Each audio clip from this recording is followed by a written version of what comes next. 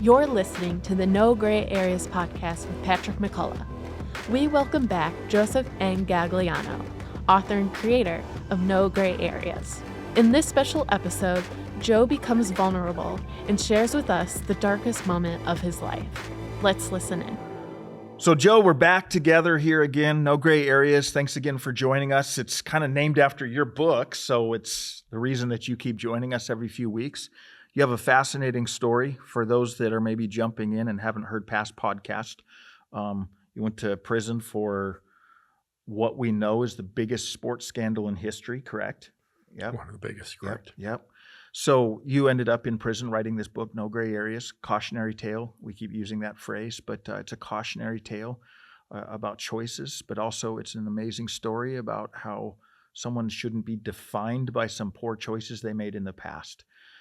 But let me just start by asking you this question today. What was one of the lowest moments for you? What was one of the lowest moments in your life? Personally or business-wise or? Well, how about all of those? Gosh. Well, personally, I'd be remiss if I didn't say it was my dad's passing. My dad, absolutely the hero of my life. Yeah, you were very close to him, weren't you? Really, anyone reads the book, they'll see how important he was in my life. Yeah. So I mean, that was a really low moment. I mean, when did he pass? 4 years ago now. Wow. 4 years ago, yeah. Wow. So, but it's 100% mortality in this world, man. Nobody's getting out here alive. I don't care how much your checkbook says you have, or how many assets you have, or don't have, or whatever it is. We're all going to end up in the same place, and that reverts back to the core of what you and I are and our faith. Yeah. But through my journey, one of the darkest times in my life was, knowing I was going to go to the prison for the second time for something I really didn't feel I did, and something I really didn't feel I deserved. That was really just in my mind, a continual persecution of the choice I had made in the ASU event.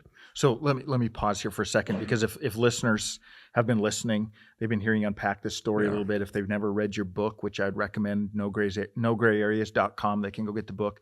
But if they've just been following the story and they heard you say going to prison a second time, in their minds they had the brake sound, and they're going, wait. I knew he went to prison once. What do you mean a second time? So what happened there? There was a bunch of iterations, Pat, and I don't want to spend 20 minutes trying to go through it, but I'll try to condense it as best as I can. And this was in 2008, 2009, when the economy and the markets were about to implode. The banks really shut down lending. Yep. I had one of my car wash locations. I went ahead and did a SBA loan with my father at that point. My father was 85% ownership. I was 15% owners in it. And my dad was going through, at that point, it was liver cancer.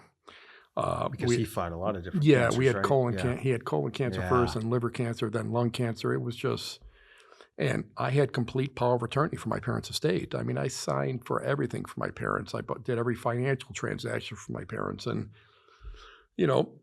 we did this SBA loan when my dad was 85%, I was 15%. We were both guaranteeing the loan.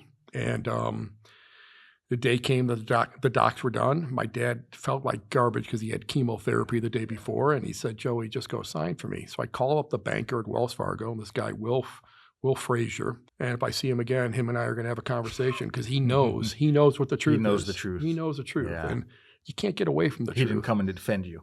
No, you can't get away from the truth. So he called the title company and authorized the title company to release the docs to me. I signed on behalf of my mom and dad, and I signed my own personal name. But I didn't have the proper power of attorney. I didn't have the proper power of attorney registered with the title company. And I didn't have the proper notary either. So the notary notarized my name and my dad's name. And Pat, it's the only loan I've ever defaulted on. And I say that because I had a whole bunch of business loans out there. Mm-hmm. At one point, I had over 600 employees working for my companies. We did a tremendous amount of revenue. I had a lot of leverage out there with banks. Mm-hmm. It's the only loan in my entire business career that I ever defaulted on. And I defaulted on it because it was the worst economic period in the history of our nation. Yeah, there were a lot of loans being defaulted on. Yeah, and so I defaulted on it. And I put myself into a bankruptcy in 2009. I put myself into a bankruptcy, and being a proper petitioner of a bankruptcy, I listed that 15% as the debt. Well, when the government got a hold of it, they thought I was listing my dad's 85%. They didn't realize my dad and I have the same name, except for my middle initial. And so I end up getting indicted.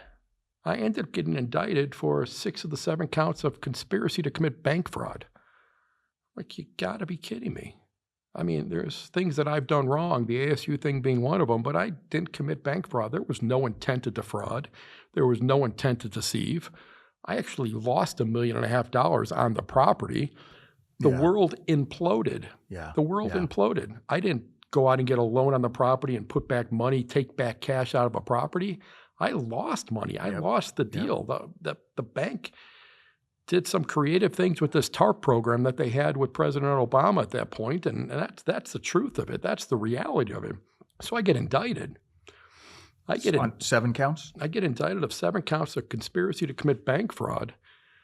And the conversations with my attorneys go like this. He said, Joe, we'll beat 6 out of the 7 counts, 8 days a week. Yeah. No problems. But the 1 count that you signed without the proper power of attorney, you're going to be in front of a jury of 12 people. They're going to see your tax returns. They're going to see the pictures of your houses, a picture of your boat, and picture of, all these things. The government's going to say that they're going to somehow creatively put in there that you were involved with the ASU scandal back in 2000. They're going to see all these things. And if they find you guilty on 1 count because of your prior and because of the dollar amount, you're looking at a mandatory minimum of 10 years. Wow.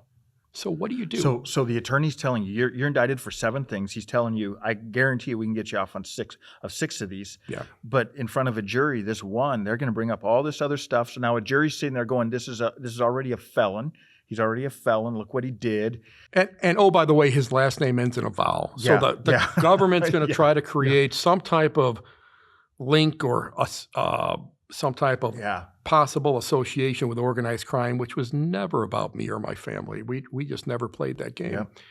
So the government, but believe me, Pat, I'm not playing a victim. I know what I did with the ASU thing. I deserved what I did. And I'm a semi-intelligent person, right? Yeah. I just don't know what I did to get indicted again. Yeah. Other than persecution and being low-hanging fruit for what was done, the choice that I made in 93, 94. Yeah. That's the part that I really couldn't get around. So the government's got almost a 98% conviction rate for a reason. Is because the way the laws are written, I get indicted I plead guilty to conspiracy to commit a bank fraud. Okay, what does that mean? I conspired? Who did I conspire with? Yeah. My dad? My dad's authorized me to sign. And it didn't matter. The bankers knew. 5 out of the 7 bankers that gave the testimony to the FBI agents said they spoke with my father directly. Yeah. But that doesn't matter. So who did I conspire with? Yeah. But I'm not mad, Pat. I'm not mad. I'm not playing victim. It is what it is. But isn't this interesting, Joe? Because it displays again the consequences. Man, you made that the poor choice you made back in '94 to fix those games. You were still living out the consequences of that over a decade later. That's the whole purpose of why I wrote the book and turned down all the money and turned down the offers, because it's never been about money. When I sat down and I wrote this book originally, it was for my 4 kids. I wanted my 4 kids to understand why their father is a 2-time felon. It just morphed on its own into something different. It morphed on its own into a cautionary tale of how the consequences of choices can lead, the consequences of trying to get instant gratification can lead you down. Once you compromise your integrity and get off center, it'll just jack you up. Yeah. And that's what happened. Yeah. I did it in 93. I own it. I was wrong. I'm not proud of it, but I'm not embarrassed by it. What happened in 2012 with that indictment, I don't agree with it. That doesn't make it right. It doesn't make it wrong. I don't agree with it. Yeah. The government did what they wanted to do, and I believe they did it because I was low-hanging fruit. Yeah. So when you talk about the darkest time in my life is when I came home in January of 2013. It was right after January 1st, right after New Year's. And I knew I had just pled guilty, again, for the second time in my life to becoming a felon. And I knew I was going to prison again. I'm like, what the heck am I doing? Yeah. So I was like in a state of depression, flipping lights off in the house and maybe ordering a pizza if I got to eat and just out of it, right? I just walk into my office, my home office over there at the house, and I start Googling different ways to kill myself. So when you talk, what's your darkest moment, Joe, man, outside of my dad's passing, which, you know, I can get my arms around because of 100% mortality in this world, and I get it. But outside of that, that was my darkest moment. Yeah. That was flipping painful, man. What made it, what made you come to that point where you were, or caused you to come to that point where you were thinking, man, I don't even know if I want to live anymore? Was it having to tell your family? It's the perception is reality. It's like telling at that point, our oldest daughter, Gianna, was a senior in high school. We had Raina, that was a sophomore in high school. We had Peyton, which was just going into high school. We got my son, Mateo, was I think he was in 3rd grade at the time. How do I tell my kids that, hey, I got to go away. I got to go to prison. And then when they say, what'd you do? And I say, I don't really know. I don't really know. I did this loan with your grandfather and the government's saying it was wrong. And then they say, well, why can't Papa just tell them that he knew about it? I said, well, he did, but they don't want to believe him either. Yeah. How do you explain that to kids? Hey, I'm going to miss your graduation. I'm going to miss you going away to college. I'm going to miss your homecoming dance. I don't know when I'll be back because I got to throw myself at the mercy of a judge. Yeah. How do you explain that? Yeah. You don't. And you start running these things through your mind. So you say, how do you get to a dark point where you want to go on a flipping computer and start learning different ways to kill yourself? Put those pieces together. Yeah. I come from a good family. I believe in the moral fiber, the moral fabric of a family. I love my kids. I love my wife. Yet I got to tell them, I'm going away in this country that I love. And I believe in the Bill of Rights, and I believe in our Constitution. I believe you're innocent until proven guilty. But I can't even tell my kids what I did because I don't even know what I did. Yeah. So all of that is confusing to you now because innocent till proven guilty, but you felt a little more guilty. Well, that's what the platform with No Gray Areas is all about, Pat, is because it stemmed from a choice that I made when I was 22, 23 years old at the Board of Trade. And that choice was flat out wrong. It's you can't even justify it. Say, hey, it was cool. You went to Vegas. You made some bets on a game. No, man, it was jacked up. It was wrong. Yeah. But that choice and becoming that felon and becoming that target and becoming that labeled person carries with you all the way through your life. Yes. There's no way to get around it. Yeah. Yeah. So when someone throws a dart at the wall and say, hey, we're going to go after people because the financial markets imploded, and let's go after all these bank loans that defaulted. Hey, there's a name we recognize. There's Gagliano. Wasn't he involved in that ASU thing? Hey, he'll be low-hanging fruit. Yeah. That's kind of how the whole thing goes down. Yep. Pat, I want to make real clear. If you hear anything of what I just said, I am not playing the victim. Yeah. I own what I did. Did I sign my dad's name? Yes, I did. Did my dad know about it, though? 1,000%. Mm-hmm. Did I have power of attorney for my parents' estate? 1,000,000%. Yep. Did the government care? Hell no. Yep. Hell no. Yep. Because for me, I was just a tool. I was a tool for them. Yeah. Now, I'm not saying they're bad guys. They have an agenda. Yeah, they have a job, and they do it well for the most part. I just don't agree with it. Yeah. You know, though, this brings up two things. I think two truths that we have to really look at. One of them is this idea that, and you said it, there's consequences. I mean, and that's what you want young people to hear, right? Is when you make a poor choice, that you may have to carry that through your whole life. But there's a second part that I think is so important for people to hear, is we have to be so careful in our country, or just as humanity, to not define people by a choice they made 2 years ago or 10 years ago or 15 years ago. And that's what we do so often, isn't it? It's not a forgiving world. It seems like it's very forgiving if the person that's being persecuted wants to throw themselves on the mercy of the feet and just and just almost grovel for forgiveness. And, look at the Tiger Woods situation, for example. Now he's loved again, right? Yeah. He's loved again because he won. He's loved again because he overcame the adversities and the daggers that were thrown at him. And that's great. I mean, I'm a Tiger Woods fan. I mean, I'm not throwing anything negative there at all. But I'm saying, but that's the reality of our world. The reality is the world is at this information age. You can't escape anything. And that was really why we're doing this platform the way we're doing it for these kids and about choices. You may think you get away with something right now, but it ain't. You're not getting away with jack squat. There's no way. Yep. There's no way. Just because you delete something on the internet doesn't mean it doesn't Probably exist. more so now than any other time in human history, right? Because nothing's really gone anymore. Nothing's gone anymore. Information age is just so deep. They can get anything.